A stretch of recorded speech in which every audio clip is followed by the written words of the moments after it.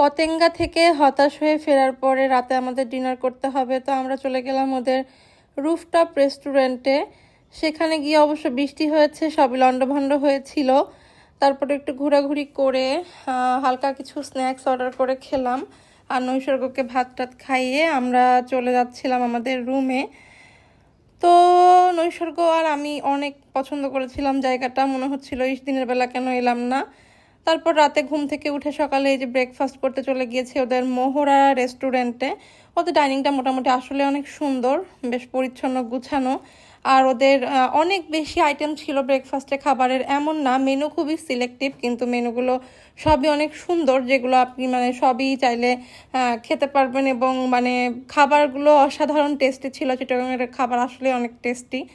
তো আমি এই যে আমার জন্য প্লেট সাজিয়ে নিয়ে এসেছি, আর নৈসর্গের বাবা এখানে খুবই বিরক্ত। নৈসর্গের মুখে 1 চামচ খাবার দিয়ে বসে আছে, কারণ সে 1 চামচ খাবার খেতে তার মিনিমাম 15 থেকে 20 মিনিট লাগে সকালে।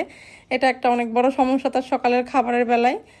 আর এই তো ওদের ডাইনিংটাও মোটামুটি ভালো। তো খাওয়া দাওয়া শেষ করে রেডি হয়ে আমরা বের হয়ে গিয়েছিলাম বান্দরবনের উদ্দেশ্যে। আর বান্দরবনের ব্লগ আসবে নেক্সট ডে। টাটা।